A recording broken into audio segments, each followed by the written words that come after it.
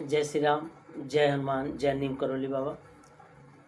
भक्तों, एक बार फिर हमारे इस नैतिक सत्यम भक्ति सागर चैनल पे आपका फिर से स्वागत है। आज हम बहुत ही सरल तरीके से हमारे बालाजी सरकार के चरणों में बहुत ही सरल तरीके से पान का बीड़ा चढ़ा करके, मीठा पान का बीड़ा चढ़ा करके उनके लाभ को, उनके उनके आशीर्वाद को प्राप्त किया जा सकता है।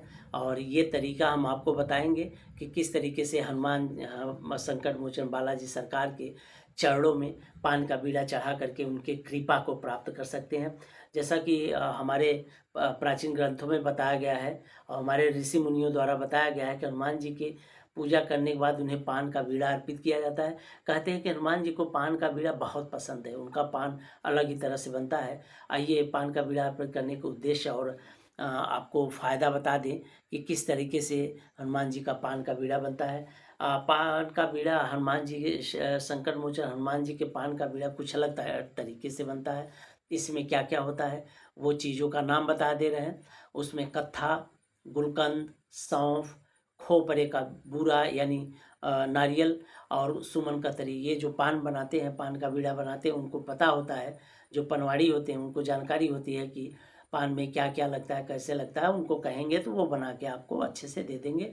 और पान बनवाते समय इस बात का ध्यान रखें कि उसमें उस पान में हनुमान जी के संकट मोचन के हनुमान के पान के बीड़ा में चूना और सुपारी नहीं डलवाना चाहिए। चूना और सुपारी साथ में, यह पान तंबाकू लगे हाथ से नहीं बनाना चाहिए।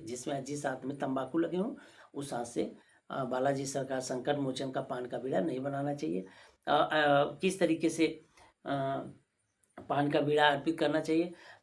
यदि आप प्रतिदिन हनुमान चालीसा पढ़ते हैं तो मंगलवार शनिवार को या दशहरा और हनुमान जयंती के दिन हनुमान जी को अच्छे से बनाया गया बीड़ा अर्पित करें। और इस दिन तेल, बेसन और उड़द के आटे से बनाई हुई हनुमान जी की मूर्ति की प्राण प्रतिष्ठा करके तेल और घी का दीपक जलाएं तथा विधिवत पूजन कर पुआ, मिठाई आदि का भोग लगाएं। इसके बाद 27 पान के पत्ते तथा गुलकंद, सौंफ आदि मुख शुद्धि की चीज़ें लेकर उनका बीड़ा बनाकर हनुमान जी को अर्पित करें। और हनुमान जी की बीड़ा अर्पित करने के जिस समय आप अर्पित कर रहे हो हनुमान बीड़ा, संकट मोचन हनुमान जी के चरणों में बीड़ा जिस समय अर्पित कर रहे हो उस समय आपको बोलना क्या है? विधि विधान से पूजा करने के बाद अर्पण करें और प्रार्थना करते हुए कहें कि हे हनुमान जी, आपको मैं यह मीठा रस भरा पान अर्पण कर रहा हूँ। इस मीठे पान की तरह आप मेरा जीवन भी मिठास से भर दीजिए। हनुमान जी की कृपा से कुछ ही दिनों में आपकी यह समस्या दूर हो जाएगी। पान का बीड़ा अर्पण करने के बाद जीवन में मिठास भर दीजिए, ये कहिए आप। और आप ये यकीन मानिए कुछ ही दिन में आपका जीवन मिठास से भर जाएगा।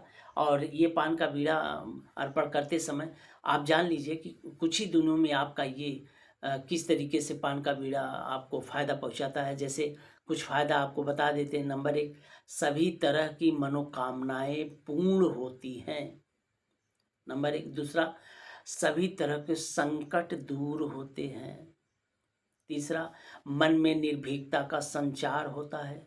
चौथा, जीवन में सुख और समृद्धि बढ़ती है। इससे बड़ा लाभ और क्या चाहिए एक भक्त के जीवन में, एक मनुष्य के जीवन में? इससे बड़ा लाभ क्या चाहिए? थोड़ा सा खर्च, टाइम का, समय का, धन का, और इतनी अच्छा फायदा और कोई व्यवस्था नहीं दे सकती हमारे बालाजी सरकार संकट मोचन हनुमान जी के अलावा। तो ये व्यवस्था आप बनाइए।